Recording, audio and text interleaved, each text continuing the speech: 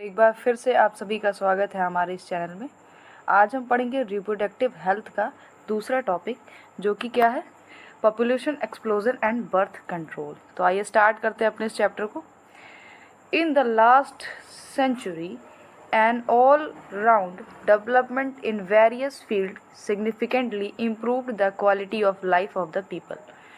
तो last century से हमारे कई सारे फील्ड्स में बहुत ज़्यादा डेवलपमेंट हुए, जिसकी वजह से लोगों की क्या हुई, लाइफ की क्वालिटी इम्प्रूव हुई। हाउएवर इंक्रीज हेल्थ फैसिलिटीज़ में इंक्रीज हुआ, along with better living condition had a explosive impact on the growth of population. अब देखिए, जब हेल्थ फैसिलिटीज़ अच्छी मिलने लगी तो इससे ह्यूमंस की पॉपुलेशन बहुत तेज़ी से बढ़ने लग गई, क्योंकि लोगों का मरना क्या हुआ, कम हो गया। अब जाहिर सी बात है, जब आपको हेल्थ फैसिलिटीज़ मिल रही हैं हॉस्पिटल्स में, तो ज़्यादा से ज़्यादा लोग जीवित रहेंगे, मरेगा तो कोई है ही नहीं। तो इसकी वजह से क्या हुआ, पॉपुलेशन में भी क्या हुआ, इंक्रीजमेंट हुई। The world population which was around 2 billion 2000 million, 2 billion को हम 2000 मिलियन भी कहेंगे, in 1900 rocket to about 6 billion by 2000। A similar trend was observed in India too। तो देखिए, वर्ल्ड की पॉपुलेशन 2 बिलियन थी कब, 1900 में, और 6 बिलियन थी कब, 2000 में, और 7.2 बिलियन थी 2011 में। तो आप देख सकते हैं कि 1900 से लेकर 2000 तक, यानी 100 साल में 3 गुना पॉपुलेशन बढ़ी। और सेम ट्रेंड ये आपके इंडिया यानी भारत में भी देखा गया है। Our population, which was approximately 350 million at the time of our independence, reached close to the billion mark by 2000 and crossed 1 billion in May 2000। अब देखिए, जब अपना देश आज़ाद हुआ था तब 350 मिलियन पॉपुलेशन थी, और 2000 तक 1 बिलियन के पार पहुंच गई, और देखते देखते 2011 तक क्या हुआ, 1.2 बिलियन तक पहुंच गई। That means every 6th person in world is an Indian. A rapid decline in death rate, maternal mortality rate, infant mortality rate, as well as an increase in number of people in reproductive age are probable reason for this। अब देखिए क्या है, death rate क्या हो गई, कम हो गई। Infant mortality rate क्या हो गई, कम हो गई। मैटरनल मोर्टेलिटी रेट क्या हो गई, कम हो गई। तो इसकी वजह से क्या हुआ, रेट क्या हुआ, बढ़ना शुरू हुआ, इंक्रीज होना शुरू हो गया। और जो रिप्रोडक्टिव एज के लोग हैं, पीपल्स हैं, यूथ है हमारा, वो क्या हुआ, उन्होंने बच्चे पैदा करना शुरू कर दिया। तो इससे क्या हुआ कि हमारी रिप्रोडक्शन लगातार बढ़ती गई। ठीक है, थ्रू आवर RCH प्रोग्राम। अब RCH programme reproductive child health care हम लोगों ने पढ़ा था।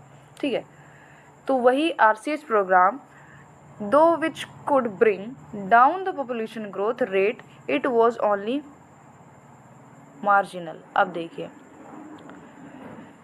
RCH प्रोग्राम की हेल्प से हम पॉपुलेशन को डिक्रीज करने की कोशिश कर रहे थे, और क्या लिखा है, it was only marginal, means इस प्रोग्राम से ग्रोथ रेट थोड़ा बहुत कम हुआ। ठीक है, according to the 2001 census report, the population growth rate was still 1.7%, 17 per 1000 year, a rate at which our population could double in 33 year. तो basically आपको रेट बताया गया है यहाँ पे, कैसे आपको पॉपुलेशन 33 सालों में बढ़ गया। ठीक है, तो ये बहुत इन्फॉर्मेटरी आपको नॉलेज दी गई है। ये सारी चीज़ें आपके पेपर में नहीं आएंगी, कोई भी क्वेश्चन आज तक बना नहीं है और ना ही आगे बनेगा, तो चिंता का विषय नहीं है ये। ठीक है, such an alarming growth rate could lead to an absolute scarcity of even the basic requirement, food, shelter and clothing, in spite of significant progress made in those areas. Therefore, the government was forced to take up serious measures of check this population growth rate। अब देखिए, अब आपको पता है कि population बहुत तेज़ी से बढ़ेगा, तो रहने की जगह नहीं मिलेगी, खाने के लिए फूड नहीं मिलेगा, लोग अनएम्प्लॉय हो जाएंगे, मतलब नौकरियां नहीं मिलेंगी, और बेसिकली हमारी सरकार नौकरियां कहाँ दे भी रही है, ठीक है। तो सरकार ने अभी रिसेंटली एक लॉ बनाया था और आगे भी सरकार लॉ बनाती रही है, ठीक है।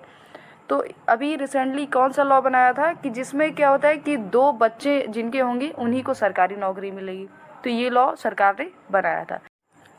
The most important step to overcome this problem is to motivate smaller family by using various contraceptive method. तो देखिए, जो पॉपुलेशन है उसको, उस प्रॉब्लम को, उससे ओवरकम होने के लिए या उससे निजात पाने के लिए आप स्मॉलर फैमिलीज़ को क्या करेंगे, मोटिवेट करेंगे, उनको कॉन्ट्रासेप्टिव मेथड्स के बारे में बताएंगे। You might have seen advertisement in media. आपने मीडिया पे, किसी सोशल मीडिया प्लेटफॉर्म पे या फिर टीवी में आपने एडवर्टाइजमेंट देखी होगी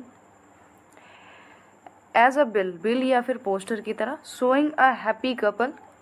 2 कपल्स को दिखाए जाते हैं, मेल और फीमेल को, बहुत ज़्यादा खुश होते हैं वो, उनके 2 चिल्ड्रंस होते हैं और उस पर स्लोगन लिखा होता है कि हम 2 हमारे 2, यानी we 2 and are. Many couple, mostly the young urban, working on have even adopt and 1 child not. तो देखिए, कई सारे कपल्स क्या होते हैं कि एक सिंगल चाइल्ड को क्या करते हैं, अडॉप्ट कर लेते हैं। Statutory rising of marriageable age of the female is 18 year and that of male to 21 year. तो देखिए, जो मैरिजेबल एज है फीमेल की वो 18 साल है और मेल की क्या है, 21 साल है। And incentive given to couples with small families are 2 of other measures taken to tackle this problem. Let us describe some of the commonly used contraceptive methods which help prevent unwanted pregnancy. तो basically contraceptive मतलब होता है कि एक ऐसा method जिसकी मदद से हम अनवांटेड प्रेगनेंसी को रोक सकते हैं। अब देखिए, कुछ आइडियल कॉन्ट्रासेप्टिव यहाँ पे दिए गए हुए हैं। तो ये इनकी प्रॉपर्टी क्या क्या है, या इनकी प्रॉपर्टी क्या होनी चाहिए।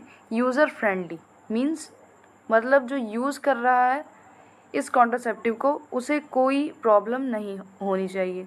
ईज़िली अवेलेबल, मार्केट में ईज़िली अवेलेबल हो। इफ़ेक्टिव मतलब असरदायक हो, ठीक है। रिवर्सिबल विथ नो और लीस्ट साइड इफ़ेक्ट। देखिए, जो कॉन्ट्रासेप्टिव हैं उसको हम कई बार यूज़ कर सकें विथ नो साइड इफ़ेक्ट, और उसको यूज़ करने से कोई भी साइड इफ़ेक्ट्स हमको ना हो। It also should in no way interfere with sexual drive, और सेक्सुअल ड्राइव में ये इंटरफेयर ना करें। डिज़ायर एंड और the sexual act of the user. A wide range of contraceptive methods are presently available which could be broadly grouped into the following categories, namely, अब क्या क्या आपके कॉन्ट्रासेप्टिव मेथड्स हैं। पहला है natural and traditional, barrier, IUDs, oral contraceptive यानी मुंह के ज़रिए हम कोई भी कैप्सूल या फिर पिल्स को जो लेते हैं। इंजेक्टेबल यानी इंजेक्शन के ज़रिए जो हम लेते हैं। Implants and surgical methods. तो आइए हम स्टार्ट करते हैं अपने नेचुरल मेथड्स को। Natural methods which on the principle of avoiding chance of ovum and sperm meeting. Natural method में ओवम और स्पर्म के साथ क्या होता है, ओवम स्पर्म के साथ नहीं मिलता है, ठीक है। Periodic abstinence is one such method in which the couple avoid और abstain from coitus from a day 10 to 17 of the menstrual cycle when ovulation could be expected. Couples को क्वाइटस क्या करना चाहिए, अवॉइड करना चाहिए from 10 to 17 days of menstrual cycle, क्योंकि इस time पे ओवुलेशन के चांसेस बहुत ज़्यादा होते हैं। As chance of fertilization are very high during this period. तो आपको बता दिया कि ओवुलेशन के चांसेस क्या होते हैं, बहुत ज़्यादा हाई होते हैं, और इसी को हम फर्टिलिटी या फर्टाइल पीरियड बोलते हैं। Therefore by abstaining from coitus during this period conception could be prevented. अब दूसरा हमारा है विड्रॉल और coitus interrupt is another method in which the male partner withdraw his penis from the vagina just before ejaculation so as to avoid insemination. अब इस method में क्या होता है कि जो फीमेल होते हैं जो मेल होते हैं वो अपने पीनस को क्या करते हैं, विड्रॉल यानी बाहर की तरफ निकाल लेते हैं, जिससे कि क्या होता है कि हमारे फीमेल को प्रेगनेंसी नहीं होती है। अब हमारा तीसरा है lactational amenorrhoea, absence of menstruation. तो इसमें क्या होता है कि फीमेल को मेंस्ट्रुअल साइकिल नहीं चलती है। Method is based on the fact that ovulation and therefore the cycle do not occur during this period. तो इस पीरियड में साइकिल नहीं चलती है। इंटेंस लैक्टेशन, क्योंकि प्रेगनेंसी के बाद जो चाइल्ड होता है उसको फीमेल के ब्रेस्ट से क्या चाहिए होता है, मिल्क चाहिए होता है, यानी बेसिकली वो क्या करता है, ब्रेस्ट फीडिंग करता है। तो ब्रेस्ट फीडिंग के दौरान क्या होता है कि ना तो मेंस्ट्रुअल साइकिल चलती है, और इसकी वजह से जो भी आप क्वाइटस करना चाहते हैं कर सकते हैं। Therefore along as the mother breast feed the child. अब जितना समय तक कोई भी चाइल्ड ब्रेस्ट फीडिंग करेगा, जैसे कि 6 महीने 4 महीने, तब तक आप फ्री हो सकते हैं। Chance of conception are almost nil. तो क्या है कि चांस जो है कि ओव्यूलेशन हो जाए फीमेल को, वो बहुत ज़्यादा निल है। However, this method has been reported to be effective only up to maximum period of 6 months. तो ये कब तक इफ़ेक्टिव है, 6 महीने तक।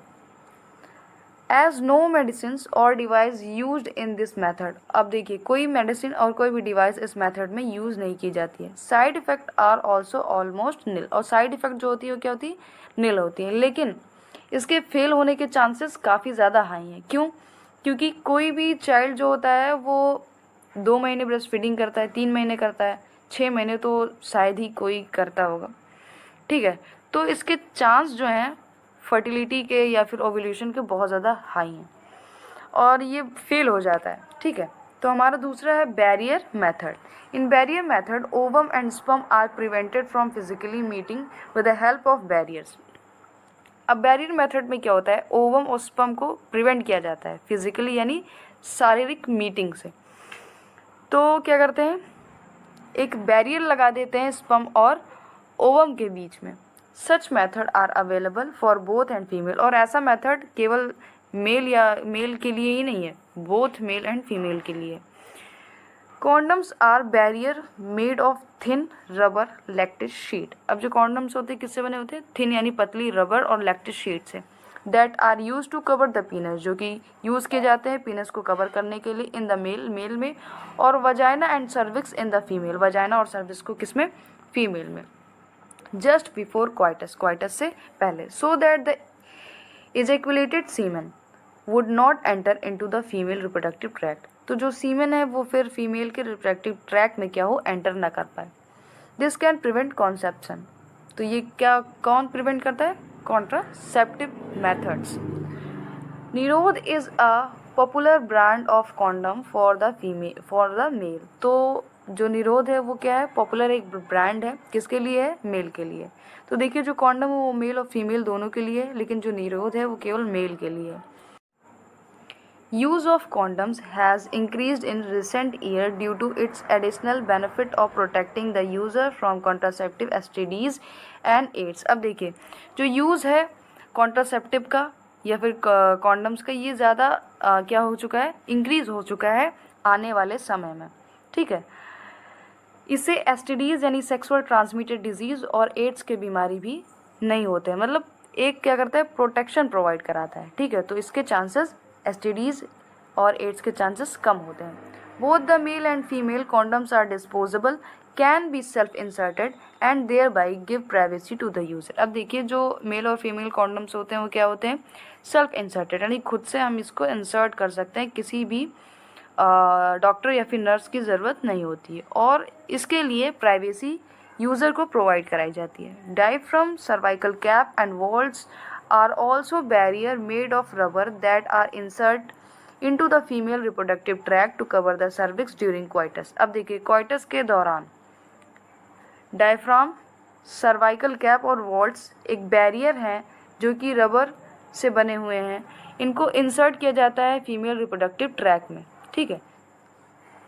They prevent contraception by blocking the entry of sperm, तो ये क्या करते हैं, स्पर्म के एंट्री को ब्लॉक कर। रीयूजेबल मीन्स इसको हम दोबारा यूज़ कर सकते हैं। Spermidal cream, jellies and foams are usually used along with these barrier to increase their contraceptive efficiency. देखिए अब इसके इफ़िशियंसी को बढ़ाने के लिए हम क्या करते हैं, स्पर्मिडियल क्रीम और जेलीज और फॉर्म्स को यूज़ करते हैं along with the diaphragm walls और सर्वाइकल कैप के साथ, ठीक है। अब देखिए स्पर्मिडियल क्रीम, एक यहाँ पे हम आपको नाम बता दे रहे हैं, हो सकता है आपके एग्ज़ाम में पूछ लिया जाए, तो ये है नोनॉक्सिनॉल। आपको ये गूगल पे सर्च कर लीजिएगा, मिल जाएगा। नोनॉक्सिनॉल आपका क्या है, स्पर्मिडियल क्रीम है। Another effective and popular method is the use of intrauterine device IUDs. These devices are inserted by doctor and expert nurses. अब देखिए ये जो IUDs है ये खुद से इंसर्ट नहीं कर सकते, डॉक्टर या फिर कोई एक्सपर्ट नर्स ही वजाइना के अंदर क्या करती है, इंसर्ट करती है। The intrauterine devices are presently available as the non medicated IUDs। Example है आपका लिपिस लूप। तो लिपिस लूप जो क्या होता है कि क्या होता है, नॉन मेडिकेटेड होता है, आपके नीट के क्वेश्चन में आ चुका है ये, ठीक है। कॉपर रिलीजिंग IUDs भी होती है, क्या होती है, CUT यानी कट, आप इसको ऐसे बोल सकते हैं, CU7। CU जो क्या है वो आपका कॉपर है, यहाँ पे CU भी कॉपर है, T और 7 लगा दिया गया है, ठीक है, तो याद करने के लिए आपको बता दिया है। मल्टीलोटेड 375 and the hormonal releasing IUDs प्रोजेस्टासर्ट LNG20। और कुछ क्या है जो हार्मोनल रिलीजिंग है, जैसे कि प्रोजेस्टासर्ट और LNG20। IUDs increase phagocytosis of sperm within the uterus and the CU ions यानी copper ions released suppress sperm motility and the infertility capability of sperm। तो देखिए आपका ये स्पर्म हो गया, समझाने के लिए आपको बता रहे हैं, उसके ऊपर CU कॉपर आयन यानी कुछ कॉपर आयन लग जाएंगे, जिससे क्या होगा कि ये आपके स्पर्म की मोटिलिटी को क्या कर देगा, रिड्यूस कर देगा। तो इससे आपके स्पर्म क्या होंगे, मूव नहीं कर पाएंगे, आपके मूव नहीं करने की वजह से ये फीमेल के रिप्रोडक्टिव ट्रैक में नहीं जा सकेंगे। The hormonal releasing IUDs in addition make the uterus unsuitable for implanting and the cervix hostile to the sperm। IUDs are ideal contraceptive for females. अब देखिए IUDs जो है वो क्या है, आइडियल कॉन्ट्रासेप्टिव है, किसके लिए, फीमेल्स के लिए। Who want to delay pregnancy, जो प्रेगनेंसी को डिले करना चाहती हैं, और चाइल्ड में स्पेस, यानी अगर किसी का एक चाइल्ड हो गया तो उसमें कुछ स्पेस 2 साल का या 1 साल का करना चाहिए, तो चाइल्ड स्पेस के लिए और प्रेगनेंसी को डिले करने के लिए आप IUDs का इस्तेमाल कर सकते हैं। It is one of the most widely accepted method of the contraception in India. तो इंडिया में ये काफ़ी ज़्यादा क्या है, एक्सेप्टेड मेथड है। Oral administration of small doses of either progestogen और progestogen estrogen combination is another contraceptive method used by female. तो देखिए ओरल एडमिनिस्ट्रेशन यानी भी कोई भी हम पिल्स लेंगे या फिर कोई हम क्या लेंगे,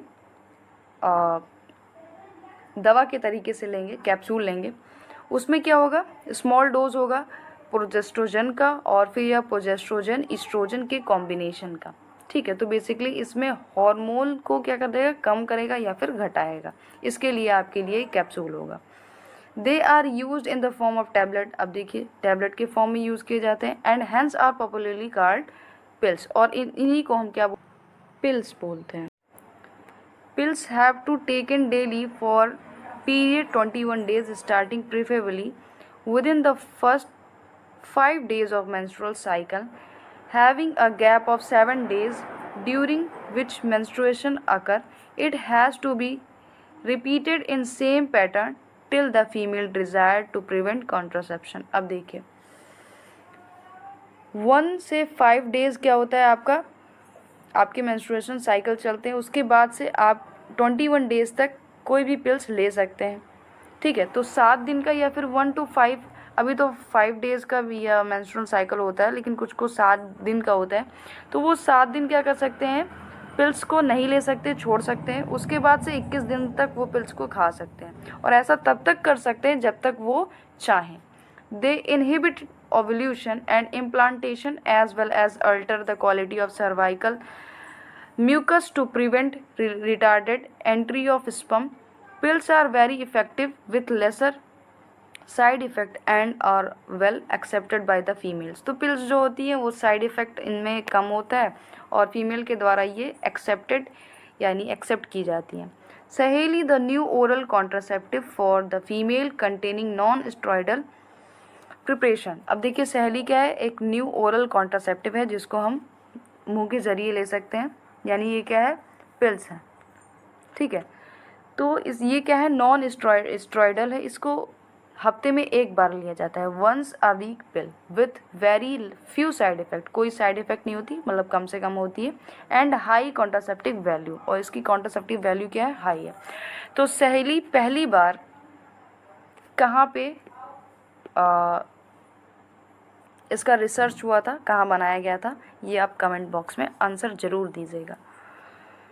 progesterone alone or in combination with estrogen can also be used by female as injection। तो प्रोजेस्ट्रोजन और एस्ट्रोजन का कॉम्बिनेशन फीमेल के द्वारा होता है, इंजेक्शन के द्वारा भी, और इम्प्लांट किया जाता है, मतलब स्किन के अंदर इसको डाला जाता है। Their mode of action is similar to that of pills. अब देखिए जैसे पिल्स को खाते हैं वैसे ही इसका जो एक्शन है, मोड ऑफ एक्शन है, वो सिमिलर है। तो इंजेक्शन लगा देंगे पिल्स की जगह, ठीक है। Their effective period are much longer, लेकिन जो इंजेक्शन का होता है उसका इफेक्टिव पीरियड क्या होता है, ज़्यादा लॉन्गर होता है। एडमिनिस्ट्रेशन ऑफ प्रोजेस्ट्रोजन और प्रोजेस्ट्रोजन एस्ट्रोजन कॉम्बिनेशन और आईओडीज within 72 hours of coitus have been found to be very effective as emergency contraceptive, as they could be used to avoid possible pregnancy due to rape or casual unprotected intercourse. देखिए अगर किसी का rape हो गया हो या फिर unprotected intercourse हो गया हो तो 72 घंटे तक यानी 72 घंटे तक हम ये पिल्स को ले लेंगे, अगर या फिर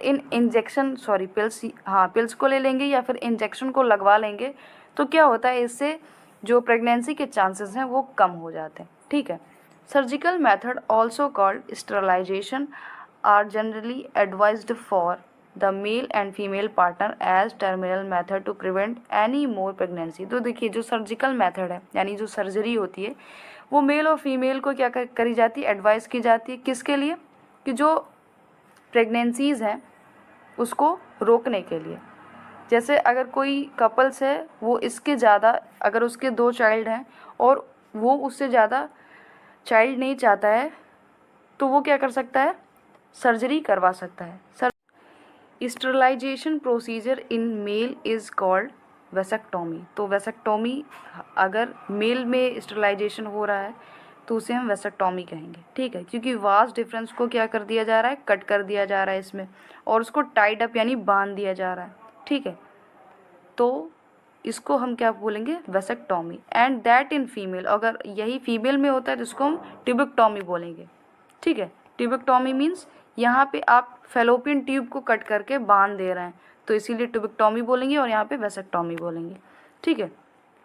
इन vasectomy a small part of the vas deferens is removed और tied up through a small incision on the scrotum. ये भी आपको बता दिया कि वेसेक्टोमी में क्या होता है कि एक छोटे से पार्ट को, वॉस डिफरेंस के पार्ट को काट करके टाइड अप यानी बांध देते हैं, और ट्यूबेक्टोमी में क्या होता है, अ small part of fallopian tube के छोटे से पार्ट को काट करके बांध देते हैं, थ्रो अ स्मॉल इंसीजन, छोटे से कट लगाते हैं, ठीक है, इन एब्डोमेन और थ्रो वजाइना, किसके ज़रिए, या तो एब्डोमेन के ज़रिए या तो फिर वजाइना के ज़रिए। This technique are highly effective but their reversibility is very poor. जो ये टेक्निक है वो वेरी इफेक्टिव है लेकिन इसका रिवर्सिबिलिटी बहुत कम है। अगर कोई चाहे कि नहीं मैंने गलती से करवा लिया, अब मुझे फ्यूचर में बेबी चाहिए तो ऐसा पॉसिबल नहीं हो सकता कि ये सर्जरी फिर से आप इसको, मतलब ये थोड़ी ना धागे की तरह बांधा है, इसको खोल देंगे ये जुड़ जाएगा फिर से आपकी प्रेगनेंसी हो जाएगी, ऐसा कुछ नहीं होता है। ठीक है, एक बार जो चीज़ सर्जिकली हो गया वो हो गया। ठीक, it needs to be emphasized that the selection of suitable contraceptive method and its use should always be undertaken in consultation with qualified medical professionals।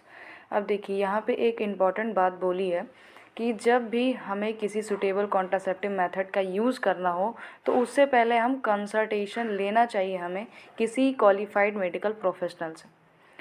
One must also remember that the contraceptive are not regular requirement for the maintenance of reproductive health। अब ये जो contraceptive होते हैं इसका regular use नहीं करना चाहिए क्योंकि इससे रिप्रोडक्टिव हेल्थ को बहुत ज़्यादा नुकसान पहुंचता है। In fact they are practised against a natural reproductive event contraception conception and pregnancy. अब नुकसान बेसिकली क्यों पहुंचता है और क्यों ना पहुंचे? जो चीज़ नेचुरल है मीन्स जब आप सेक्स करेंगे तो प्रेगनेंसी तो होगी ही, बट आप प्रेगनेंसी को क्या कर दे रहे हैं, रोक दे रहे हैं, एबॉर्शन करा दे रहे हैं या फिर सर्जिकल मेथड से आप ब्लॉकेज करवा दे रहे हैं। तो आप बेसिकली जब नेचर के साथ खिलवाड़ करेंगे तो नेचर भी आपके साथ खिलवाड़ करेगा। ठीक है, one is force to use these method either to prevent pregnancy और डिले और space pregnancy due to personal reason. अब कोई भी इस मेथड का यूज़ क्यों करता है? ताकि प्रेगनेंसी को रोका जा सके या फिर बच्चे के बीच में स्पेस दिया जा सके, और इनके कुछ पर्सनल रीजंस भी हो सकते हैं। जैसे किसी कपल का एक चाइल्ड है तो वो अगले 1 या 2 साल तक रुका रहेगा, ठीक है, प्रेगनेंसी को डिले करेगा। क्यों? क्योंकि उसको चाइल्ड में क्या चाहिए, स्पेस चाहिए। No doubt the wide spread use of these methods have a significant role in checking uncontrolled growth of population. अब इससे कोई डाउट नहीं है कि जो कॉन्ट्रासेप्टिव मेथड का इस्तेमाल हो रहा है उससे जो अनकंट्रोल ग्रोथ है पॉपुलेशन वो क्या हो रही है, कम हो रही है। ठीक है, जब प्रेगनेंसी नहीं होगी, बच्चे नहीं होंगे तो पॉपुलेशन जाहिर सी बात है कम ही होगी, बढ़ेगी नहीं। However their possible ill effect like nausea. अब देखिए कॉन्ट्रासेप्टिव मेथड के कुछ इल इफेक्ट हैं जैसे कि नोजिया यानी उल्टी आना, abdominal pain, break down through bleeding यानी बहुत ज़्यादा ब्लीडिंग होना, इरेगुलर मेंस्ट्रुअल ब्लीडिंग, देखिए मेंस्ट्रुअल ब्लीडिंग इरेगुलरली होना, और इवन ब्रेस्ट कैंसर भी हो सकता है। दो not very significant should not be totally ignored. और ये ऐसा भी नहीं कि ये सारी चीज़ें हों और हम इसको मतलब इग्नोर भी नहीं कर सकते, मे बी हो सकता है। ठीक है, तो आई थिंक आपको यहाँ तक समझ में आ गया होगा। पढ़ते रहिए, धन्यवाद।